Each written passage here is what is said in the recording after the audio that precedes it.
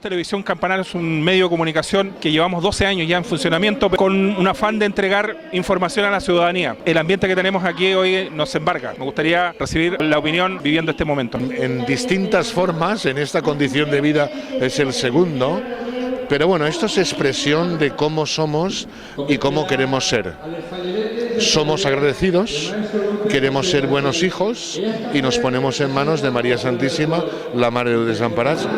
Valencia es muy expresiva, los valencianos somos muy expresivos por ser mediterráneos. Entonces esta explosión festiva de esta tarde es manifestación de lo que llevamos en el corazón.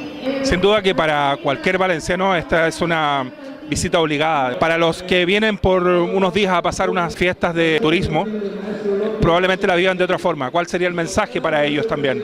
Pues yo creo que con mirar y observar lo que acontece ya toca el corazón, porque todos los que vienen a la ofrenda, todas las comisiones falleras, lo hacen con gran devoción, con un sentimiento real y profundo. Estén más cerca o más lejos de la fe. No, a la Madre eso no le preocupa. Entonces, ver esa expresión de gratitud, de emoción a María Santísima, toca el corazón de lo que lo ve. Yo les digo que miren, que contemplen, que se dejen llevar y les llegará al corazón. ¿Cómo podríamos interpretar en palabras el momento cúlmine de aquella persona que trae un ramo, se la entrega y surge la emoción? ¿Cómo se puede transformar eso en palabras? Pues es el gesto precioso de la Madre para sus hijos y sus hijas, ese momento como una caricia. Los que pasan por la plaza ofrecen su ramo y experimentan la caricia de la Madre. Padre, un mensaje para todos los valencianos, en este particular, en esta cámara, para los valencianos de Campanar. Los valencians de Campanar son muy buenas personas todos.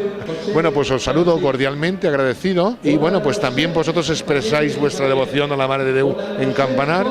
Y nosotros, bueno, pues como todos vosotros, todos juntos, queremos ser buenos hijos y buenos hermanos. Queremos agradecer su tiempo, su disponibilidad.